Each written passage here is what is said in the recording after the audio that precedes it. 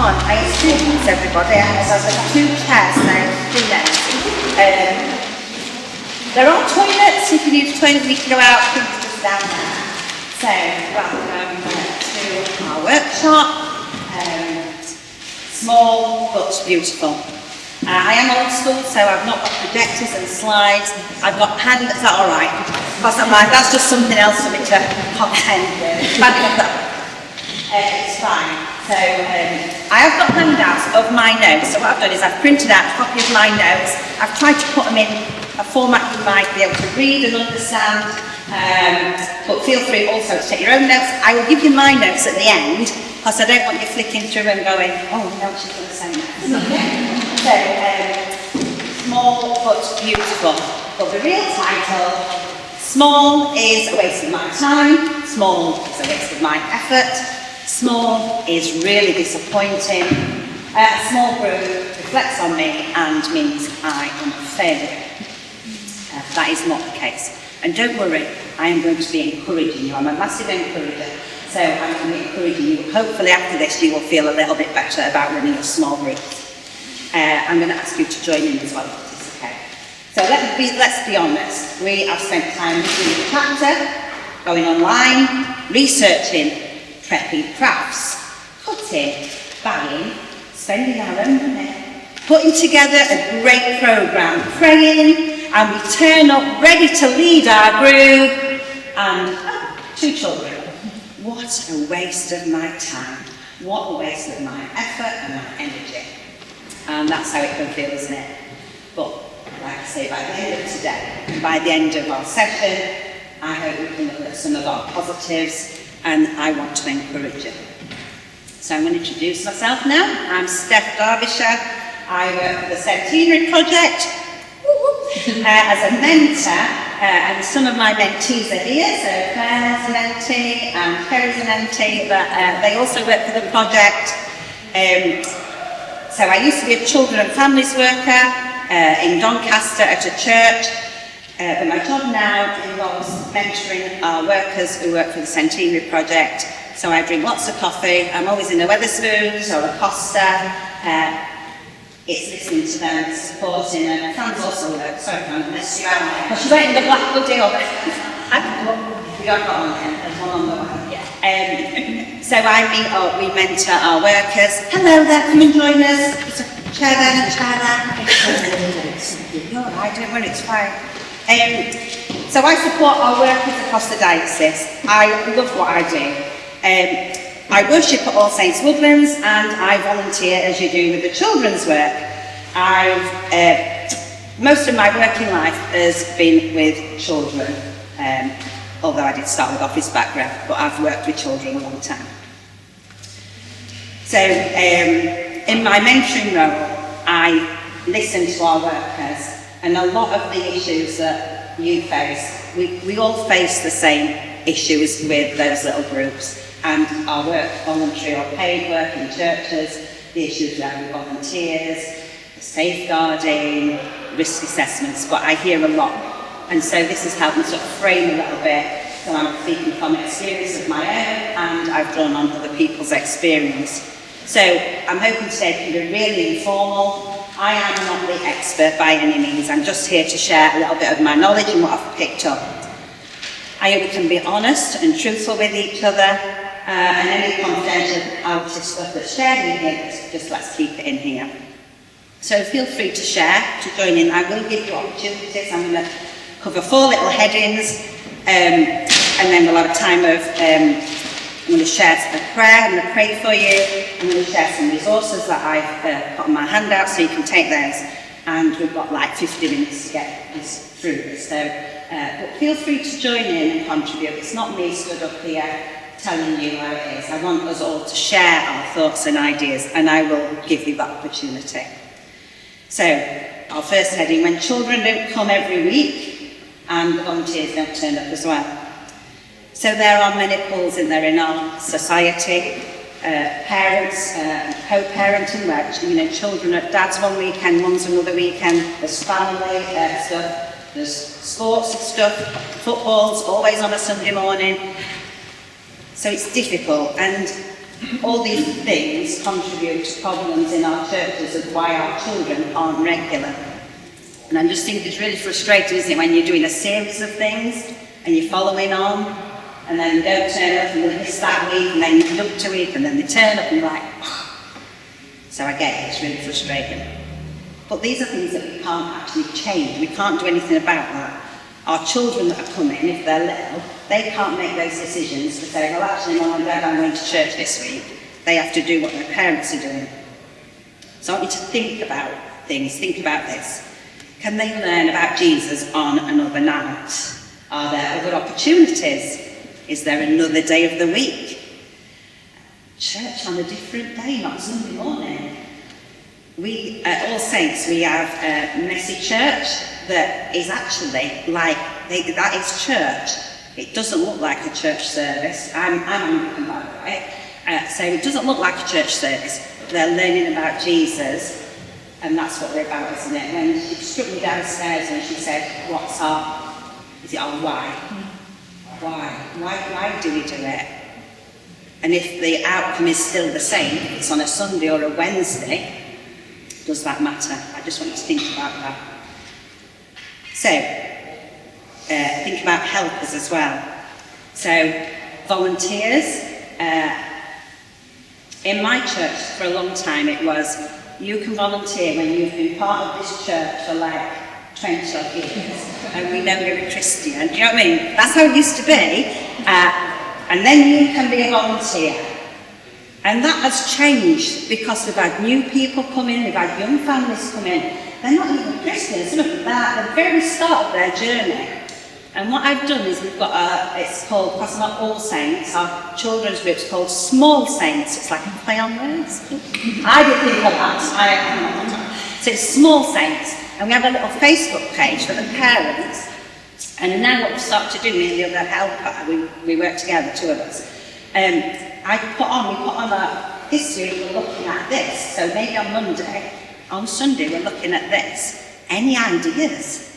And new mums, like they can get on all sorts on computers, can't they? Have a look. Or they come up with ideas that they know their kids will love. So we've started sort of drawing more on their experience. Because if you ask and they give you ideas, anything, that won't work. You don't have to do it. But I think by offering it out there, and then they also feel part of it, they feel part of that group. So it's just a thing to think about. It helps with the planning. And some of our mums as well, they could be ex-teachers or teachers, TAs, people that have done other stuff with children, that have got new ideas, fresh ideas. And sometimes letting go a little bit and opening it up to other people is scary. It's not as easy because you're not having control of it. But sometimes they come up and you think, actually, I've not looked at it that way.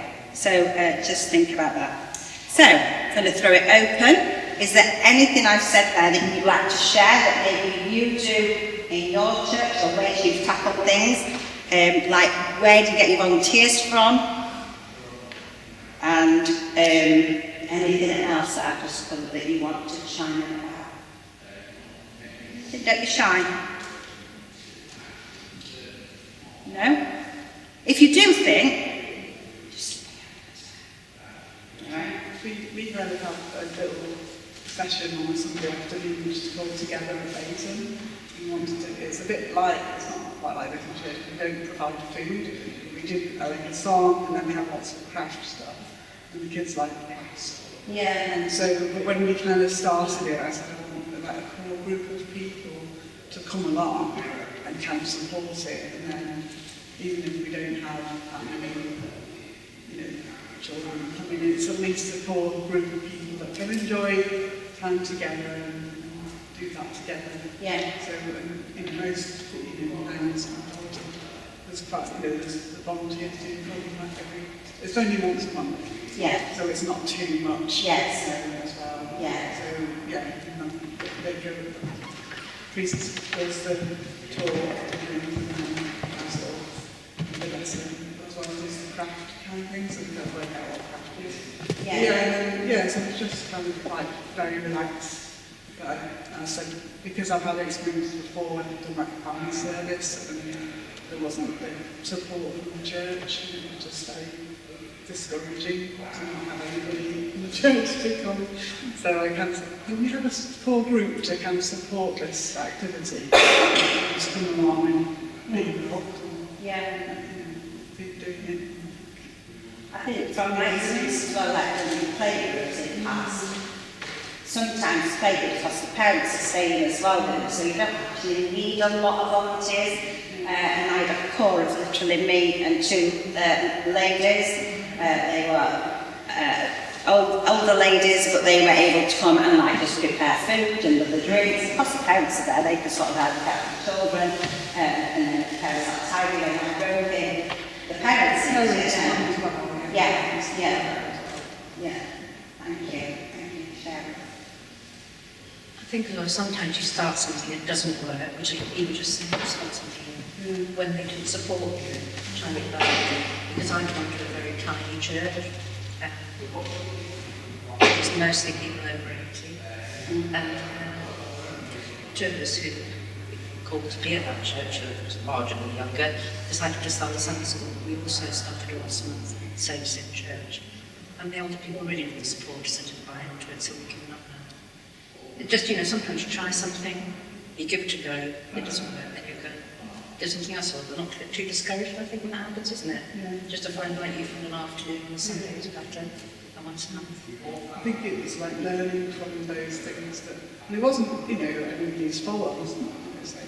But I think it was just more that format of that service didn't work for the regular congregation.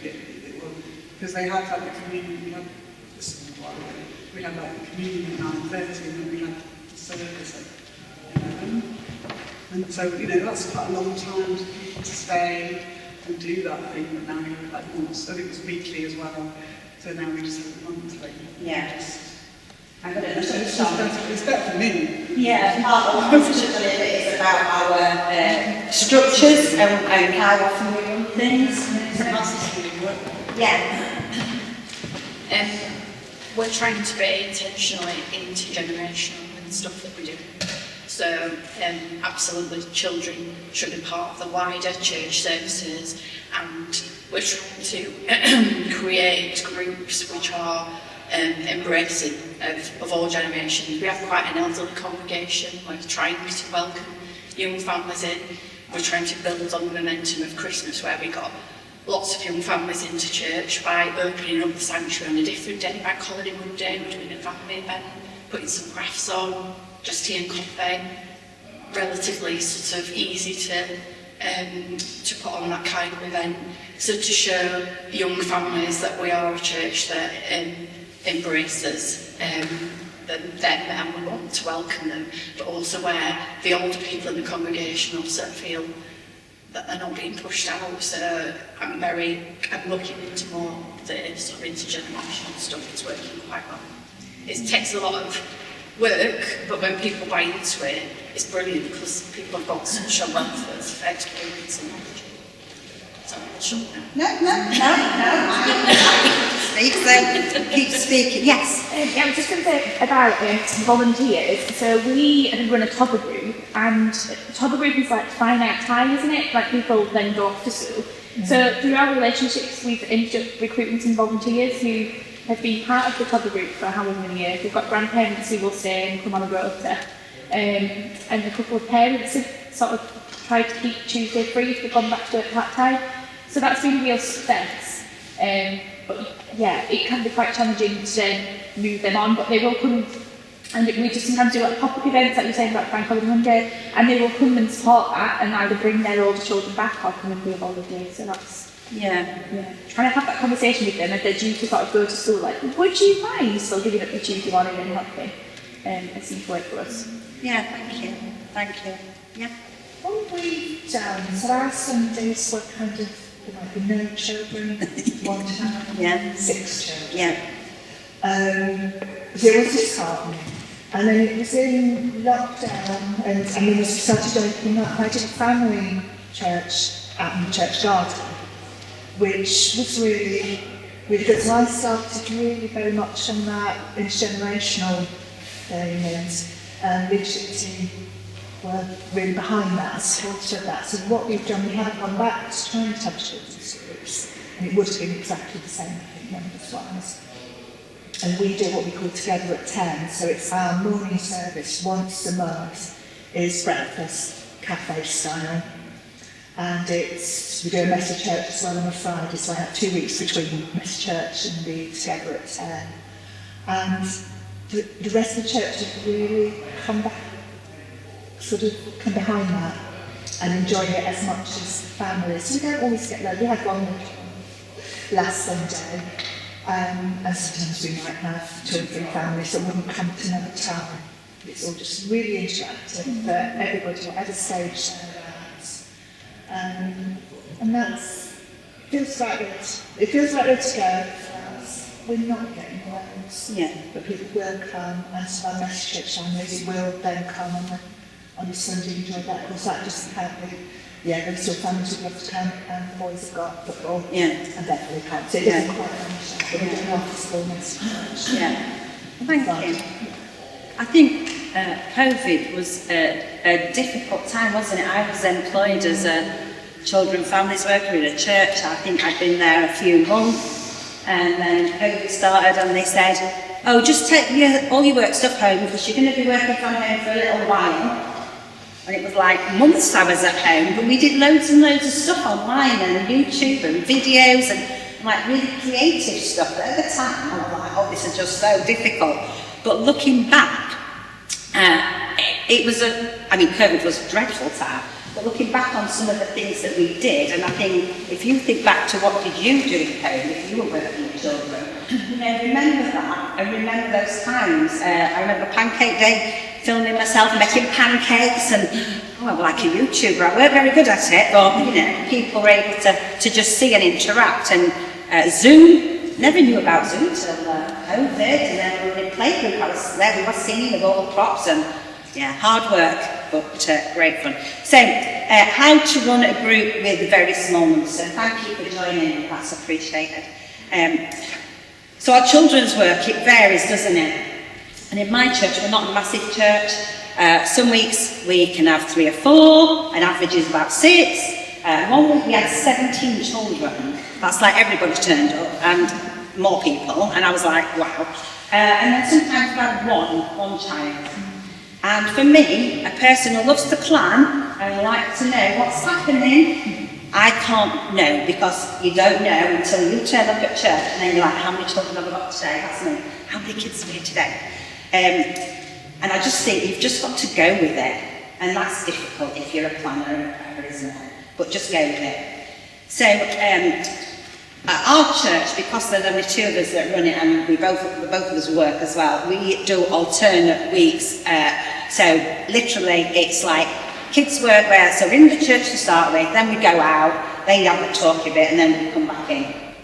And then we have Sunday school 1 week, family service the next week, Sunday school the 3rd week, and then back in church. So literally me and the other volunteer, we run it once a month, which when you're working and got family, that's about manageable. But we do sort of support each other. It's not like, oh, you get on with it and it's my week off. We share our resources, we chat, our message of how we're doing.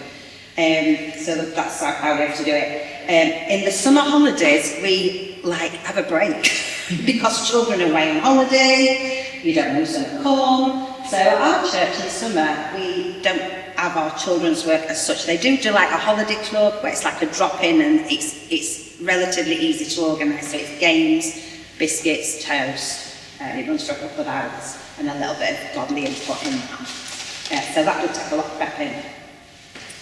And we encourage our children at our church to participate in being in the service and joining in. So they're encouraged to do reading, they're encouraged to do prayers, welcoming, anything that adults do. They're not allowed in the kitchen, obviously, that would be health and safety hazard, but they're allowed to put the biscuits out, they're allowed to say, so like a cup of tea. So just think about how you can involve them. And we've got better at it. We're no way where we would like to be.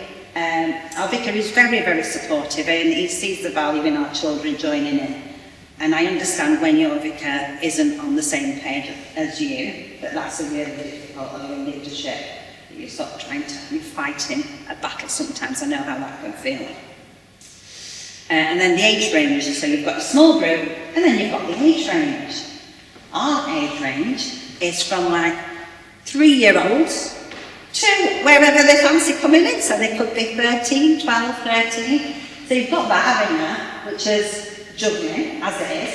And then you've got their faith level as well, and what they understand. So I get it, that it's really, really tricky. I think if you ask anybody like in school, can you have a class of children that age from like 2-year-old up to 13, they'd be like, absolutely not. But as children's workers or volunteers, we are expected, you're taking all the kids out, off you go with all your little, And it's difficult, isn't it? Because like, who are you aiming it at? You need stuff for the littlest, stuff for the biggest. And then we've got our youth group. So our youth group, we have not got a lot of youth. There's about 2 or 3. We started, me and the other lady, we felt like we should just do it for the youth, as well as the children, but let's do something for the youth. Our first setup, we had 1 teenager and 3 leaders. That poor girl, I found poor girl, so like plus 3 leaders and this young girl on her own. And we were like, this is what we're going to do. And then we sort of reviewed it and thought, it's not sort of working like that. So we're keeping going. It's been a bit of a battle. We're only going about 4 months, and we do it once a month. So it's not a big commitment for us. And we're sort of looking at how we can change things. We sent out a little questionnaire to some of the others who were sort of on the fringe. What would you like to do? Asking them, what do you want to do? So, willing to try anything. And be open in our thinking. So we were quite strict when we started out in that, no, we're not having parents. But then we're like, that poor girl, she came, and she would have been better if her mum were with her maybe. So her mum's like, can I come with her? I'm like, yeah, you can. And then because we said parents can stay with you, we had 2 more join. So be a bit flexible. Don't be frightened to think, is it working? One of you shared earlier about stopping something, didn't you? Trying something. Try it. And if it's not working, don't be frightened to think, we need to stop it. Because sometimes think, when you're in ministry, when you're doing it for God, we get like, I'm a failure, I've got to keep going, keep going. Somebody I once spoke to, were like, we go rain or shine, we keep going. And I'm like, well, it's not working. But yeah, okay. And also, I think about, like our children, they're in school a lot. School can be a lot for our children. Don't be so set on the rules. And if you're coming from a bit of a teaching background and working in school, that's really difficult, isn't it, to go. Are you ex-teacher or? Ex-teacher, yeah. It's really hard, isn't it? It is. Because I'm like, no, I used to be a TA. I was like, no, they're here to learn about Jesus, so this time's precious, you will learn about Jesus. We won't be playing games and we won't be building bricks. And then I've had to think, stop, because they're at school all week. And for some children, it's not pleasant. Let's get a little bit away from that. It's hard to get the balance, isn't it? Because I just started in September as a children and families worker, and there's junior church at one of the churches I work at, but the volunteers that ran it more like a playgroup, so there was no godly input at all, and the kids came out of church, got the toys out, had a snack, and then went back up for coffee at the end. And so there's been some resistance from them to change it to more of a teaching input, but like you say, my instinct would be to go too far down the teaching input line because of my experience, so it's getting that balance. It's the balance, and so in the past when we've had a group and then literally had one girl turn up one week and say where our room was, we can open a door so we're into the church, so literally me and the girl sat near the door like here, and I got the stuff out, and I didn't, because it was just her, I just said, shall we just do these building or do whatever we had out, or colouring sheets, and I'll come back to activity sheets in a minute. Shall we just do this, me and you? And we did that, and I was just chatting to her in a very informal, relaxed way. It weren't me standing up saying, right, it just talking about Jesus, just talking about those stories or what, just in an informal way. So I think we should be more relaxed, try and be a bit more informal, more open questions with our children and youth. And then a way I've started doing is the I wonder. That's a big thing, isn't it? I wonder, and I'm like, I don't think I like that, because I like somebody to tell me. I want to be told. But what I sometimes do is read the Bible passage to the children or a child-friendly story of what we're looking at, and then go, ooh, what do you think about that story? What can we learn from that story? And they will come back with ideas that I just sometimes go, wow, I didn't think of that. So be open, let go of the reins, I suppose I'm saying a little bit, and let them. And sometimes we can learn from our children. More often than not, I learn from our children. So another thing about small groups and numbers is the preparing of crafts, isn't it? How many have got this week, do you think? Do you think I might have 10? Let's err on the side of caution. I've had 17 in the past. Cutting, sticking, gluing, going already, and then you like 2 children. So I've tried to do now more open-ended things, so like Play-Doh, building bricks, and I've gone for, instead like a couple of crafts, maybe have 4 different things, and a book corner. It's easy, simple, just get books, 15 books off the bookshelf that's suitable for the children. There's another area, they might want to look for that story, they might want to do a different story, and I try not to be too precious about, this is what I'm doing. If you want to sit and read some books, you can do that. If you want to make and often, the boys especially, I'm like, right, we're talking about Paul's shipwreck, let's make some boats out there, and then they're going, oh, well, I've made a train, or I've made a dinosaur, and I'm like, fabulous. You're right, yeah, fabulous. Worksheets. This comes from a school thing. Worksheets, like where I went to school, do not have worksheets, they're a waste of your time. So I've sort of steered away a bit from worksheets and colouring sheets and puzzle sheets, but then I thought, let's just get some out. There's a little backup, that's an extra thing. And there's some children in my group who have been through like traumatic life experiences, and giving them an open-ended thing to do, they don't know where to start with that. And so we have one boy in particular, he just loves a good colouring sheet, and more often than not. So now I try and plan in, let's put some colour in, let's put something that children who feel like they don't want to be part of a group building and being noisy, he quite likes to sit on his own, just doing that, and that's fine. So just think about the children. Yes, right. Well, I was just going to say, I found that sometimes you can have a better conversation with them once they're colouring, because it's not, oh, I need to talk to you now, but you're both colouring, and then you just start chatting and you can have a much conversation. Yeah. So, be open to the idea of worksheets, colouring sheets, puzzles that you can run off. I can see the value in that. So, Steph, can I just have one bit? I sometimes don't use worksheets, sometimes I do, but if I have a craft, I always try and just have a little bit of scripture that's linked to what's happening in the front that they can stick on and take home, so that there's some scripture going home with them, and you don't know the conversations that might come out of that at home. So that's what I've started doing, just on a Word document, just hack stuff and just stick it I would say that's an easy way, but sometimes if I can't find what I'm looking for, I might draw it myself, like an outline of something, and then on the Word document, easy peasy, type in the scripture, print it off, and there you go, you've got your own easy. It doesn't need, I think sometimes we put like, how can it be better? I'm always that person, how can I make this better? And sometimes I just think, right, what are they getting from this? What am I trying to teach them? Is that good enough? So I think I'm a bit of a perfectionist. I wouldn't like to think I am, but I think I am. Some people have said to me in the past, good is good enough. It doesn't have to be perfect. So we're sometimes striving to make it perfect. So anything that I've mentioned in that about small groups, about how it's run, about your numbers, about the prepping that you want to share? Yes? Have you thought about using music? Because it may be easier to introduce a child to a piece of scripture through a song.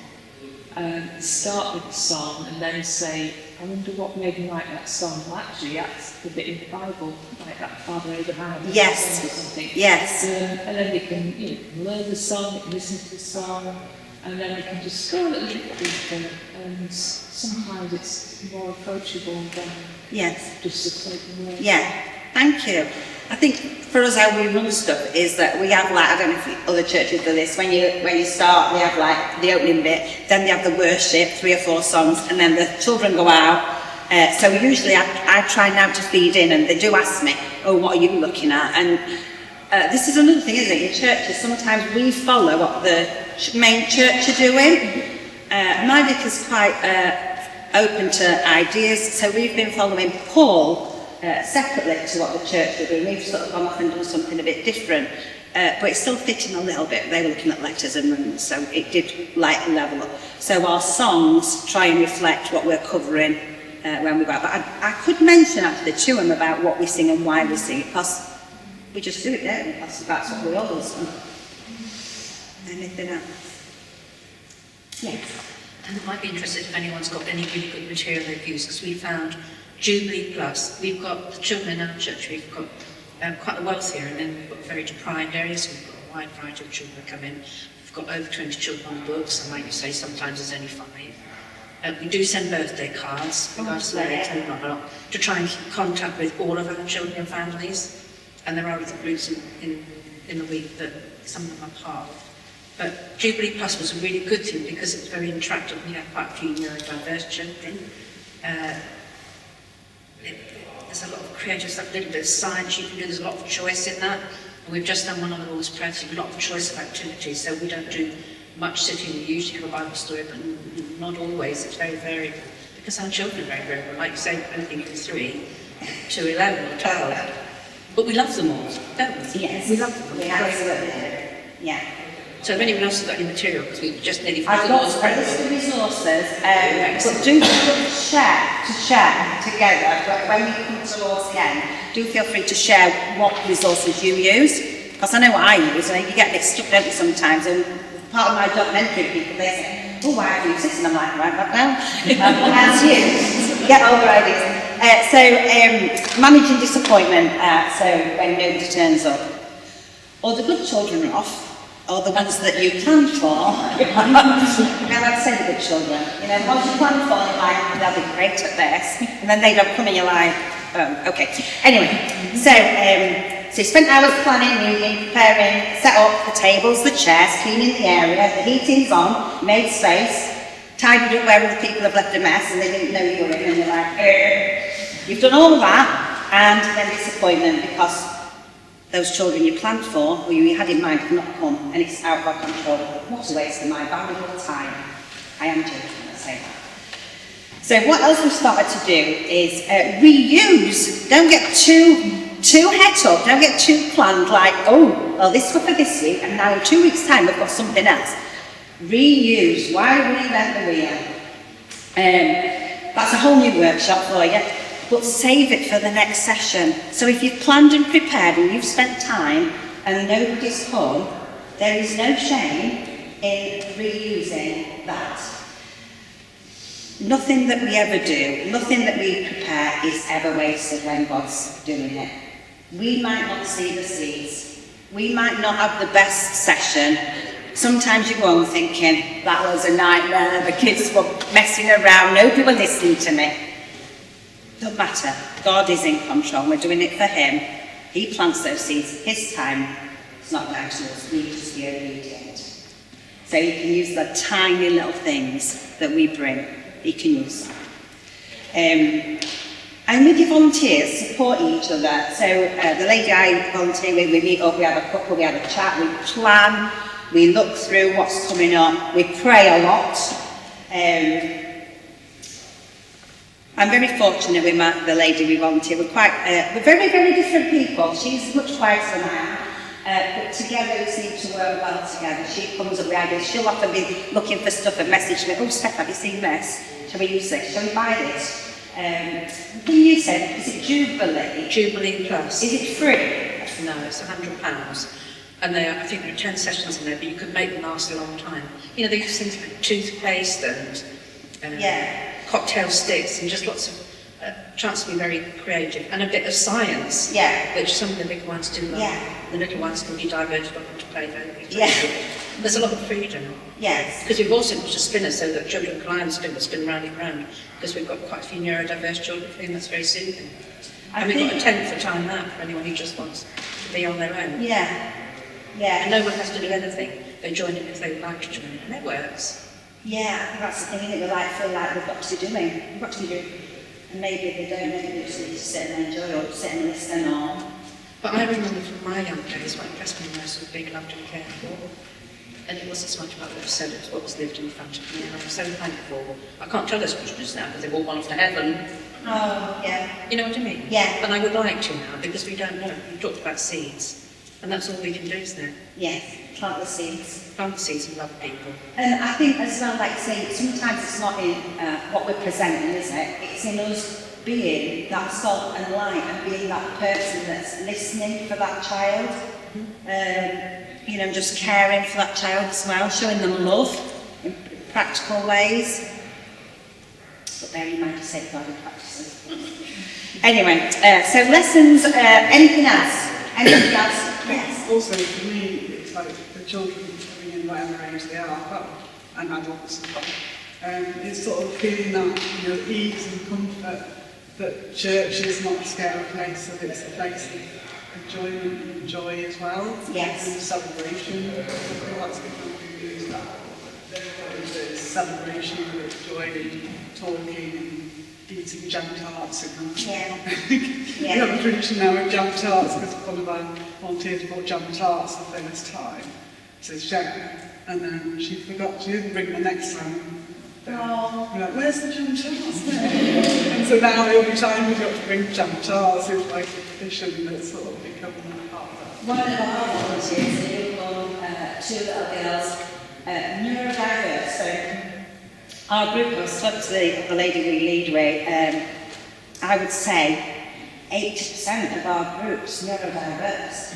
So not only have we got the 2-year-olds to 12-year-olds, you've got all different stages of, you know, where we are and try to accommodate them. And I know speaking to some of our workers, that's a real challenge sometimes, especially if behaviours are difficult and how to manage those children. So yeah, thank you. Thanks for sharing. Yes, Karen. One final bit. No, you can join in. It was on your theme of celebration, talking about celebration, and that we introduced action songs in all of our services, so that, and you know, the adults go, oh, it's the kids bit, and we said it's not the kids bit, it's for everyone. And we actually brought in a bit of scripture and some of the Psalms of David where he sang and they use all your body in worship, so we kind of brought it into all our services with a real sort of biblical background, and now everyone gets up and does it. So that's really great because it shows the families and the children are absolutely part of the service with everyone else. We have, we tend to have action songs, and we tend not to say, oh, that's the action songs for the children. It's like, because this is part of worship, and our vicar says, now we're going to do some action songs. If you feel awkward doing the actions, you don't need to join in. But if you feel awkward not doing the actions, then do it. It's like a bit of a, you can do it, and it's really joyful when sometimes I have to go with the kids love to come to the front. I'm like, come and help me at the front, you know, come do the actions. And some of them might do the actions, some of them are running around the communion table, but you're like, just keep going. But to look out and see little Betsy, who's like 90, she's joining in, and you know, we've got young families joining in. Especially when you get baptism families, if you have like baptism families, and they, I don't know why this happens, but they always sit at the front, don't they? I some of the stuff that they could get out. And then they go, now we're going to do the action songs, and you're like, oh! And like, I know half the village, and they're like, dead hard. And I get up and do the action songs, and you're looking at the front, like 3 rows, they're just all the baptism people are like, what the heck are you doing? And then all your church family behind them, and they're like, come on, church family! Yeah. So yeah, sometimes I think God calls us to be a little bit silly, doesn't he? He likes us to step out of our comfort zone, makes us feel comfortable, and to be witnesses for him, so do it. Keep going with the action. Yes. You mentioned about save stuff for next time if you didn't use it. It brings up the question of lectionary and whether we're trying to stick with lectionary, because I subscribe to Luke's, and it always gives me lots of ideas, things for children. And the idea is that, you know, if you are doing something with the children that the adults are also doing, that maybe when you get home, the parents and children will talk about it. So say something for the next week, well, it's not an election now, you know, how much does it matter? I know, that is it. How much does it matter? If you're a busy working person and you've spent 3 hours or whatever preparing, if you've got time on your hands and you think, well, actually, it doesn't matter, I've got plenty of time, I think it depends where you are in your churchmanship, on what your leaders want from you, what they expect from you. But for me, at our church, we're very, very informal. That would be no problem, I know. If I said, oh, actually, we're not doing this week, we're going to do this, my vicar would be like, you just do what suits you, if it works for you. But I can understand that. I think we had a thing like, around Christmas, we prepared something for Christmas and then it didn't happen. And we did it just after Christmas. It didn't really matter. We still did the teaching point, and we'd not wasted our time, as it were, do you know what I mean? So, yeah. We've got like a long display board put up in the room that we use for our junior church, and then each week we put up either some pictures or one of the activity sheets or one of the craft things, so that the children that weren't there the week before, when they're in there the next week, that you They can see it. refer to. And then if we miss something out, then we just put it up later. So, because we used to, well, we do still use routes, but we used to follow the lecturing, but we've not got a full-time minister. And sometimes the visiting speakers doing something completely different anyway. So, Yeah. you know, we kind of be more flexible just from that. Thank you. I think at our church we do tend to follow the lectionary, but then we also slide in like different topics and different themes, and like using liturgy as well. So we're using liturgy for communion services. We've got visitors, people coming that ain't got a clue what all that's about. So couple of services, our vicar literally unpacked what is this that we're saying and why do we say it, and you know, preparing for communion, all those fancy words that people who've never been to church before are like, they don't know what this bit is, that's where we turn off and they go and talk to the friends. So you'll have to do your leadership obviously, but I mean if you're on PCC, it's something you could bring up. How strict is it that you follow election, you know? I'm sure, I think it'd be just me. Yeah, we get into habits, don't we? And sometimes I think it's really good just to stop that habit and think, or look at it and think, why do we do that? You know, we started doing it years ago. Is that a good thing? Shall we keep doing that thing? And sometimes as well, what we do at our church is like, the other leader tends to do this much, but she's better at it. She likes to go outside with her. Let's go outside and do something. I'm like, woo, taking all me everything now, you know, taking extra. But yeah, she likes to go outside and just look outside and the weather's nice. It's much nicer. I know, you just think, so yeah, but thank you. So lessons learned in COVID, and I touched on this a little bit earlier. So let's just look back to COVID times. I am going to get more positive, you're going to be encouraged shortly. Lessons to learn. So the playgroup I ran in Doncaster, we had like 25 to 30 families most weeks. It were well attended. We measured our success by, look how many children we've got, numbers. And after COVID, like we had to shut down, and then we came back, and we couldn't have as many people. We went through a thing, didn't we, where you had to have less people in so much space, and we had a nice size hall. So we went on 15 to 20 maximum. So we halved our intake. But the conversations that we had and those relationships that then we had time to build, because we could talk to Jane and I could talk to Sarah, do you know what I mean? It was so much deeper. It was on a deeper level. Families were more open because they got to know me. When it was a lot of us, you sort of spread yourself very thinly. And that really taught me a lesson that it's not about the numbers. It's about the quality of time that you're spending. So don't be discouraged when you've got 2 or 3 turning up on a Sunday.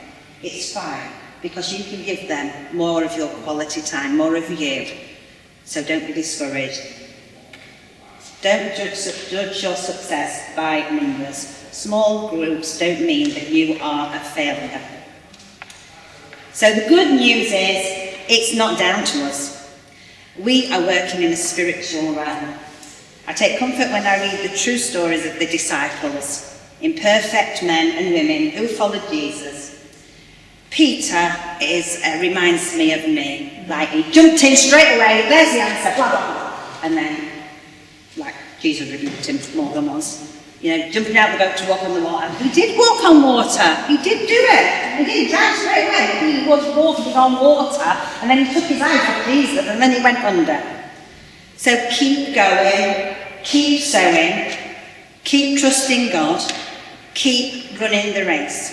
It says in Galatians chapter 6, let us not become weary in doing good. For at the proper time we will reap a harvest if we do not give up. So we encourage you to keep going. Now, you know when you plan something, and then I spoke to Mark, and he said, oh, the leaders, they've got little Jesuses. And I'm like, well, my idea. So I will just say, this was my idea. So, these are my Jesuses, so I don't know if they're different to the other Jesuses. So these were mine. I want you to have one of these. I want you to keep it or give it away if you feel you've got to give it away. It's a reminder of who we are doing this for.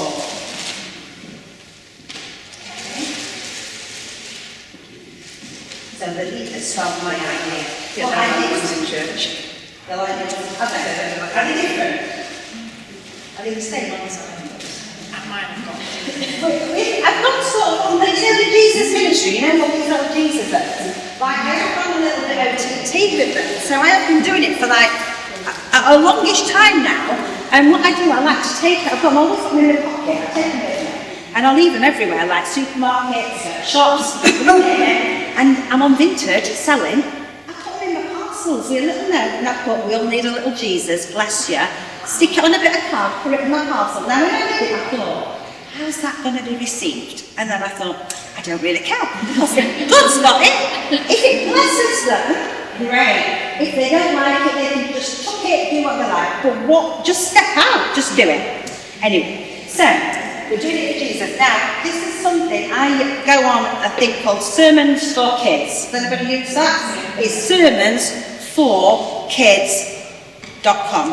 And they've got lots of free resources. You sign up, we're not paying any money. I think there is a paid bit, but you can sign up and they've got all sorts they've got. So I use things online as like a starting point. So I look at stuff, I look at what they say. Sometimes if it's great, I think I'm using exactly all that. But sometimes I think, oh, this won't work for my group. I'll swap and change it a little bit. What they do on a Monday morning is they send you a little reminder, a little email. And this is what they sent a few weeks ago, and it really spoke to me. So, I'm just going to read it to you. What you do matters more than you may ever fully see. Every Bible story told, every prayer whispered with a child, every moment of patience, kindness and consistency, you are shaping hearts at the most formative stage of life. You are not simply filling time during a service. You are forming faith. You are laying foundations. You are helping write the future of families, churches, and our country. And I think our world as well at the moment. Scripture reminds us, let us not grow weary of doing good, for at the proper time we will reap a harvest if we do not give up. The seeds you're planting now, often unseen, often quiet, will bear fruit in ways that echo far beyond this year. You are raising leaders, peacemakers, servants and believers. You are doing legacy work. John 3:1-4 says, I have no greater joy than to hear that my children are walking in the truth. As this new year unfolds, may you be strengthened, encouraged and reminded that your faithfulness is changing lives, one child at a time. Thank you for being legendary. Thank you. So I'm going to pray, and then I will give you your handout. It's got some resources on there, and feel free to just share and write on other resources that you might use. In fact, we'll go round if you want. That might be easier. Just say, if you don't use any resources, you think of it all yourself, well done you. So don't feel awkward or anything. We don't have to, so let's pray. Lord, thank you for the faithfulness of these people. Fill the empty places with rest. Replace exhaustion with peace. And remind us that every seed planted today will grow in your time. Renew our strength for the weeks ahead. Amen. Amen. So thank you for coming. Thank you for joining me. Remember who you're doing it for, Jesus. So, I'm going to give you my handouts, which are here. Basically, it's what I've said, but I've tried to sort of put into a bit more easier to understand format, maybe. You can pass on, pass it on. Here. On the back, I think I've printed like back to back. It says resources. They're resources I use, some resources that other people I know use. So we'll go round briefly. No, I can't.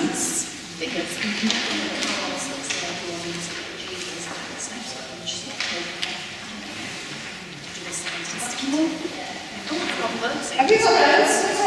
There you go. So, if you want to share, what resources do you use? Do you use Roots? I do use it, yes. There's also a website called Mission Bible Class. Oh, okay. That's what it's, the story, how to tell the story, it's the work that Jesus does. Lovely. Mission Bible. I should be writing these down myself. So, can you just write on your pen?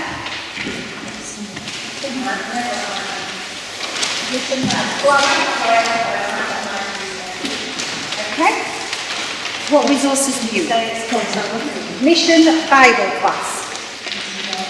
And there's Roots as well, isn't there?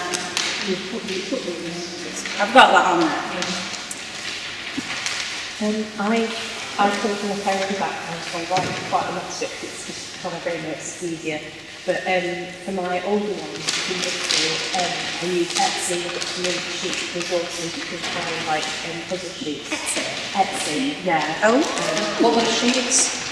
Puzzle sheets. So if you're teaching on a particular story or topic, just type it into Etsy, type in Sunday school, and it'll come up with like £1.50 sort of building a library of sheets and stuff. The other thing they are great for is, I'm thinking in particular for groups where you've got a really engaged span, escape rooms. I don't know if anyone's come across this with holiday clubs, because you can get the older ones to do the more kind of difficult puzzles, and the little ones to like unlock it when the older ones are sort of giving them the codes and stuff. But I've found works really well. What's that one called? Sorry, Escape rooms. Escape rooms. Escape rooms. Yeah, so if you type rooms or roots? Rooms. If you type that into Etsy, so if you say something like, you think about your Paul, if you put like Paul's escape from, or Paul's shipwreck escape room Sunday school into Etsy, it might just come up with escape room. See, Etsy is one I've never thought of. Etsy, it's like, because it's secular. Yeah. But there's a lot of rules. Yeah. Super, thank you. I follow a lot of groups on Facebook and get a lot of ideas.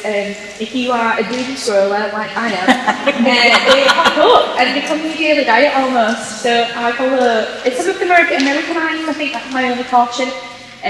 But yeah, we also follow Ruth, but more of a starting point. Things like Pinterest are all so good. And I'm going to say it, ChatGPT. Oh, you said I'm going to say it. I was at a workshop, the lecture at the cathedral just this week, and I'm like, ooh, and then somebody said, oh, I use it all the time. I'm like, oh, so I thought, right, I'm just going to put in Paul's shipwreck. It came up, teaching children Paul's shipwreck, AI. Yep, it's really good for scripts as well. If you want to do a drama with a certain number of kids from certain ages, get it to write it. It's a gift. Yes. Don't use it blindly. Yes. Yes, it's brilliant for that point. What they were saying at the lecture was about using your own brain to still think things through. And I think it's great because it saved me time. It just give me a starter. And some of the points I thought I can use that. So just be. It's not perfect. No. There is also a Christian version called Christian AI, which is brilliant for parents. You are opening my eyes there. Okay. So I use Roots. groups, but a really good resource is True Way Kids. How do you spell that? I think it might be True Without You. It's all one, True Way Kids. I think it is American. For the fan bit, but what you get is quite a lot of Bible stories, and you can click on the Old Testament, New Testament. You can click on the story, and you'll get resources for under 5s, 5+, some sort of kind of worthwhile.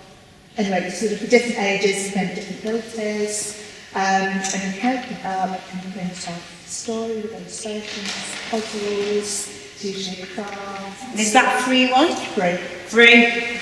Love a So free it's bit. worth just picking bits. Yeah. Yeah. It's usually a nice introduction to the session as well. I did an introduction, but it's point. Introduction. Yeah. It's really I nice. think it's sort of written to at home as a family more than as a. Yeah, but sometimes that works, doesn't it? That's why I think kids or do live or And I've changed it slightly. The other one I use, sometimes have a look at, just creative ideas, is something like Flame Creative. Oh yes, Flame Creative. Yeah. It's a blog, and it's Mina Mums is the lady that does it, and it's Flame Creative Living. Children, you've got it. And sometimes it comes up with something else. Creative. Flame, we've got Flame in there. Children's fires. She illustrates little things to colour in, Yes. verses. And she does little Play-Doh sheets as well, where you print out and laminate the maps, and that's my mom saying, time up everybody. No, you're right, it's fine.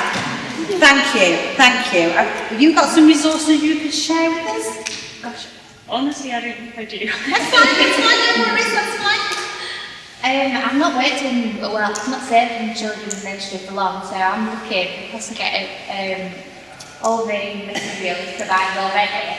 But I tend to use YouTube a lot, songs, so YouTube's always on there, and ChatGPT for prompts and stuff. Yeah. Especially asking questions to how the children can implement it in their own lives and stuff. And it's great, but with ChatGPT, you have to be careful, don't you? You do. Because it will give you some wrong answers sometimes. I have noticed. I think with anything else you use, though, I think you've got to adapt it. You can't, nothing that I've ever found is, pick up and deliver. You've got to humanise it, haven't you? Yeah. Definitely. Yes.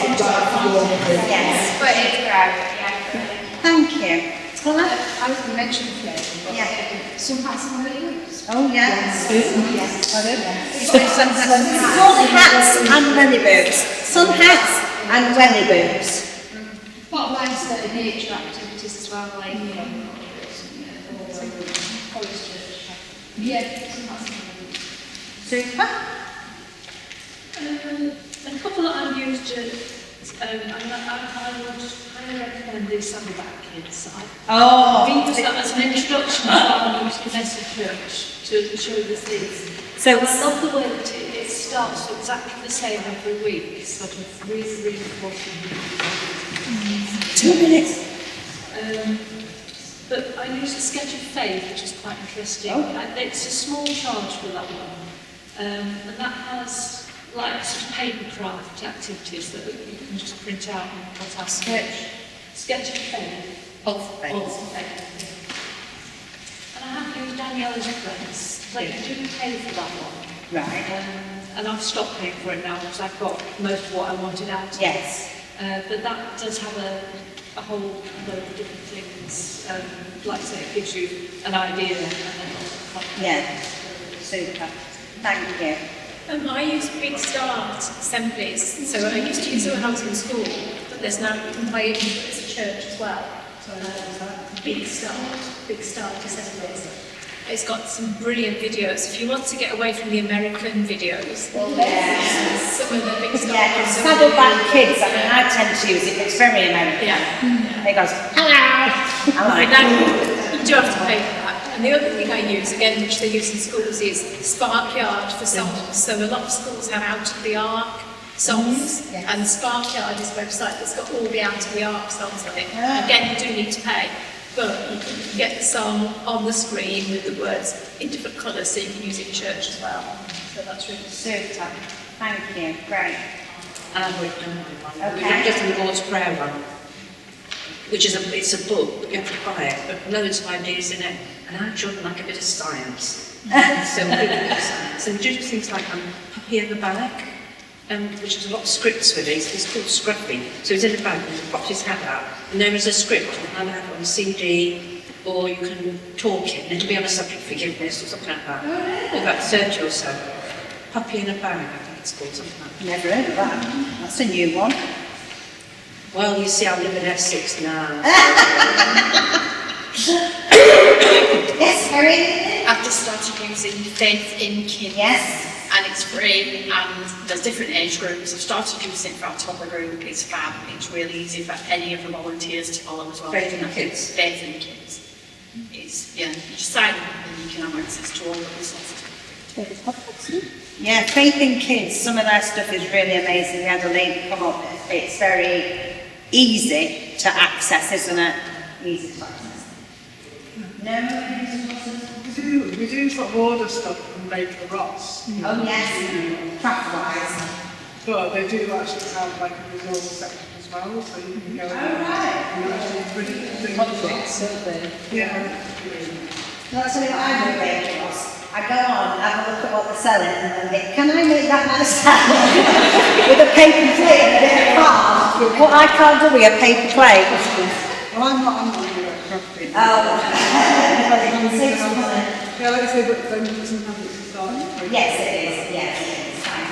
Yeah. Easy way to pray with children, give them a teaspoon, and you can go and buy like bamboo teaspoons really cheaply. Teaspoon, TSP, tea for them, the rest of the story. Yeah. And a really Like the prayer ideas. and then buy them a silver one when they graduate through. Give them a silver one so they Oh, clever.